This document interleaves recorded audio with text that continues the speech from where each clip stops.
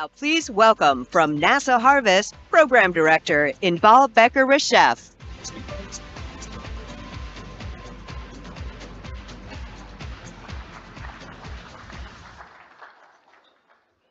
Great. Hi, everybody. Good morning. It's a real honor and a pleasure to be here today and share with you about some of the work that we're doing under the NASA Harvest program. And so I think I probably don't need to say this, but I will. Food insecurity is one of the most critical challenges we face in this century, especially in the face of a warming climate with increasing severity and frequency of extreme weather events. And we're only getting further and further away from the Sustainable Development Goal of zero hunger. And so innovation is needed in developing robust and scalable measures to be able to monitor our agricultural lands across the globe. And that's the context in which NASA Harvest was started. So for those of you who are not familiar with NASA Harvest, it's NASA's global food security and agricultural program. And our mission is to advance the adoption of satellite Earth observations across the agricultural sector in support of decisions on food security, sustainability, and agriculture worldwide. And we are set up as a consortium. We have over 50 different partnerships. You see some of the logos there. Planet was one of the first partners we had when we launched this program. And we're focused on quite a lot of different areas under agricultural monitoring. But today I'm going to focus my presentation on one of those areas, which is rapid agricultural assessments in support of policy, and give you some examples of the types of work we do. And I'll focus quite a bit on our recent work on Ukraine. But one of the early requests we got as COVID started was from the government of Togo.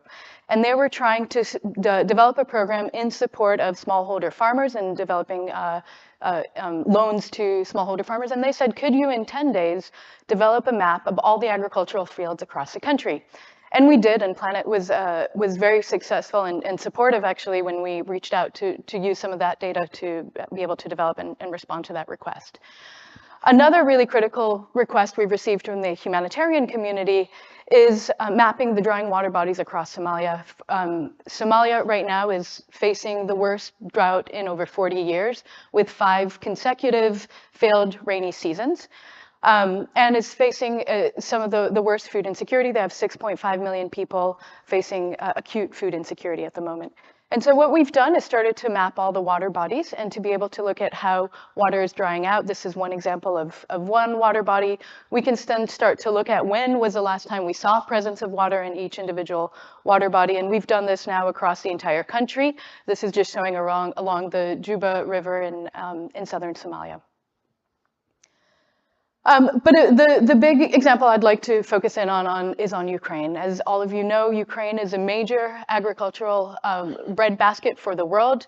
It's a major agricultural producer and exporter, in particular of wheat, of sunflower oil, of corn.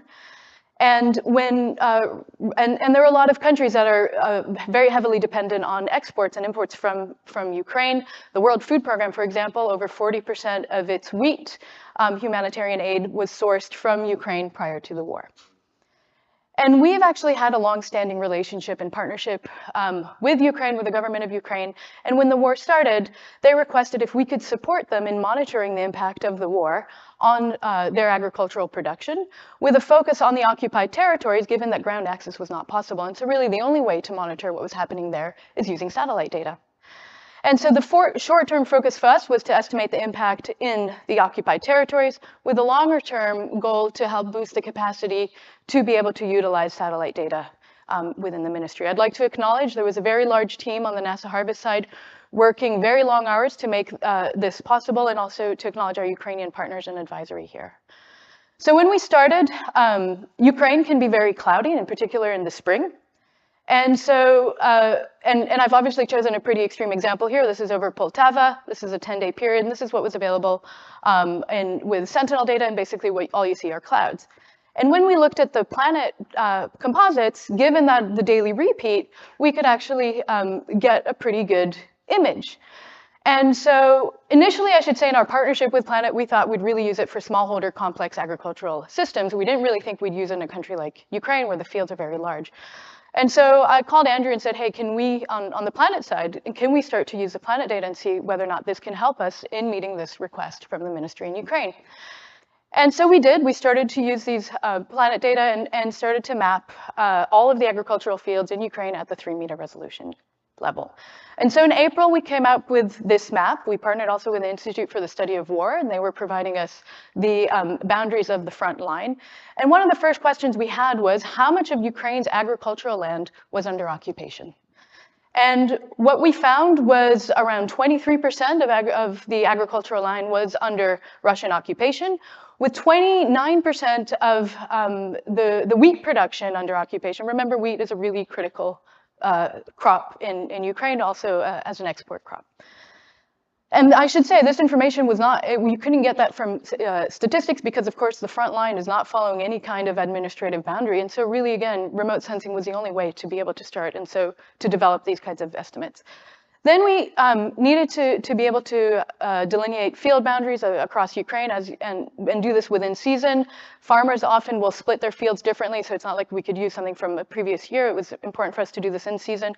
So we delineated all the field boundaries across Ukraine and could use this also to clean up our cross-crop classification.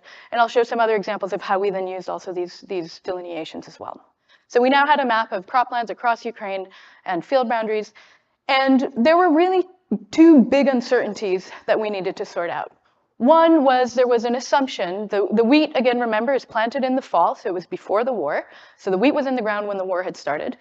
But there was a big question around how much of that wheat could be harvested. And there were a lot of assumptions that anywhere between 30 and 50% of the wheat would not be harvested. This would have massive implications for ultimately the production coming out of Ukraine.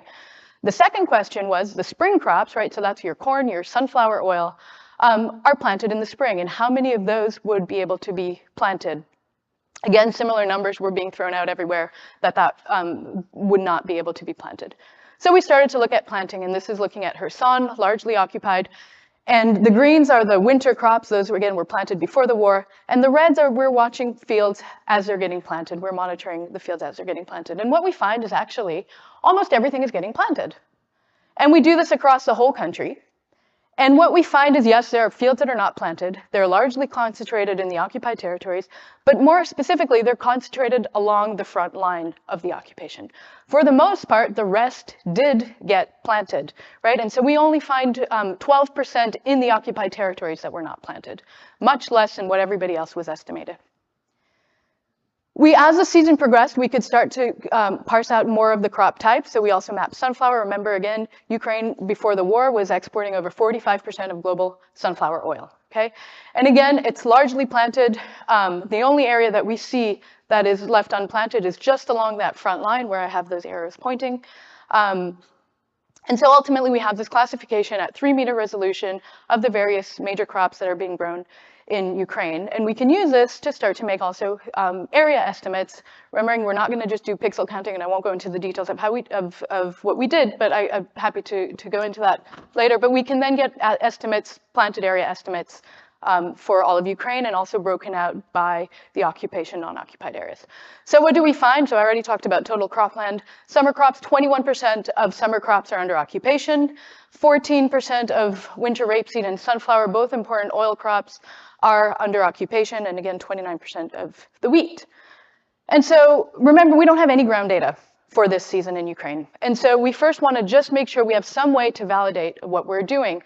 And we compare our winter crop planted area estimates at the oblast level, that's like a state level, with the ministry's numbers that they produced before the war started. And what we find is our numbers are very close. And that gives us confidence in being able to look at then what's happening in the occupied territories and in some of the models that we're running. The other component, if we're looking at production, it's not just area, it's yield. And so we've run different models on yield forecasting for Ukraine. We largely use MODIS data for this, but we've also started to use a combination of Sentinel and Planet data for doing yield also at the field scale with very promising results. This is still a work in progress, but we did use estimates from our other yield models as well into ultimately coming up with a production. But before we get to that production number, remember we now have our area estimated of planted area, but how much is going to get harvested? And so here what you're looking at is a Planet composite from the end of July. The winter wheat is largely focused in the south and across the east. And those bright brown areas that you can see, those are the harvested fields. That's the residue of the harvested fields. And we see this darker strip just right along the front line. That's where the crops are not harvested. So very similar story to what we saw in terms of where were the spring planted crops and where was it not planted. So we can quantify this, and again, we go through every 2 weeks, we monitor what's been harvested, and we're monitoring the harvest progress. And what we find ultimately is the large majority is harvested. And while this was going against almost all the other information that was out there, it makes sense. Farmers will harvest. This is a crop, it's got value, it's gonna get harvested. Who's harvesting that? We can't say that from satellite data. But we do see it's largely getting harvested, with a concentration of fields not being harvested, again, focused across the front line. And we do a validation on this, where we were going into the actual daily imagery and checking on the date that the field actually gets harvested. And what we find in our validation, that even fields that were fairly heavily shelled, some of those were getting harvested. And I don't know if you can see that, but that field with an X was a field that was heavily shelled, and the last image is where it gets harvested. And so ultimately what we find, 94% of the wheat across Ukraine is harvested. 12% of the fields in the occupied territories, that's a percentage that's not harvested in the occupied territories. And this ends up translating into much larger production estimates in Ukraine, coming out of Ukraine, than was previously thought. And our estimates come up with 26.6 million tons, much higher than all the other leading estimates. Ultimately, our numbers get adopted by the International Grain Council and by the ministry in Ukraine. And importantly, what we find is 5.8 million tons are harvested from the occupied territories. If we roughly translate that into monetary value, that's around $1.2 billion. That is ultimately a loss because that's been harvested in the occupied territories. What happens to this 5.8 million tons? That's not something we can answer. There are other people and other organizations that are looking into that, that are different reports coming out. What we can do, of course, is, and we stay very much objective in terms of what we're monitoring, we can see that it's all being harvested.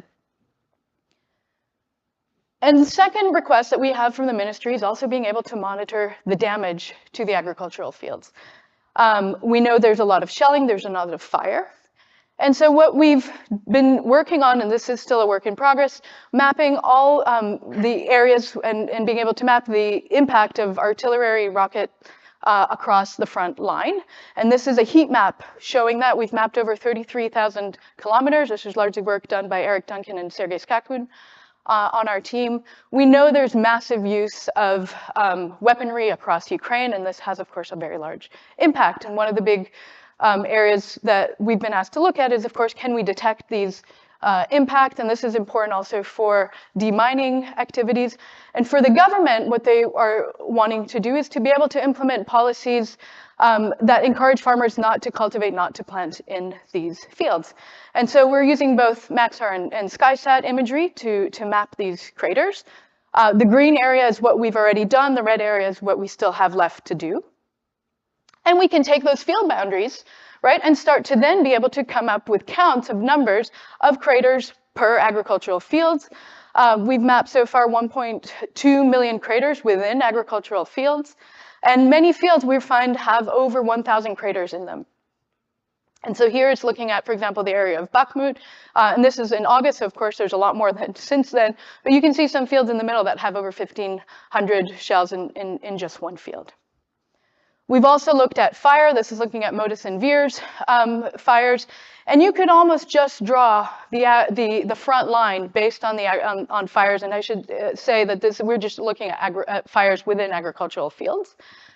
And so what we can start to do in terms of assessing damage is we can combine now our field boundaries, our burnt fields. So we've also mapped burnt fields with planet data, the fire events. We can add to that our harvested, non-harvested for the winter crops here. So what we see is a lot of those fields that have been heavily shelled are not harvested, those are in red. But we also see a fair number of these green fields that have been harvested even though they have been heavily shelled. And this is where the government is trying to look at implementing policies, whether it's incentives for farmers and being able to assess where these are so that these fields are not going to be cultivated. So our work has been cited in over 200 news articles across the world as we've been putting out this information. But really, most importantly, this has been really critical for the ministry and the government in Ukraine. And I'd like to read a few lines from a letter that the first deputy minister sent to the NASA administrator. which says the timeliness, objectivity, and transparency of the information remain essential factors in shaping a balanced and effective agrarian policy. We acknowledge and appreciate the vital role of NASA Harvest solutions and calculations in assessing the real state of agricultural production development in Ukraine, ensuring regional food security, and determining the export potential in support of global food security. So we are, of course, continuing this work going into the current agricultural season. But I think I want to just come back to that initial place where I started. And what we've been receiving is a lot of, and increasingly, requests on doing these rapid agricultural assessments, whether it's to solve and reduce uncertainty and bring more transparency to particular parts of the world and countries in their own estimates, whether it's in response to natural disasters, whether that's floods or droughts or areas of conflict. Satellite data provide us with a really important tool to be able to monitor and access areas where we don't have access on the ground and provide very quick information. And so we are launching a Center for Rapid Agricultural Assessments in support of policy. And the expansion and the new partnership that we have with Planet that we announced a few months ago will be playing a really critical role within this initiative. Thank you.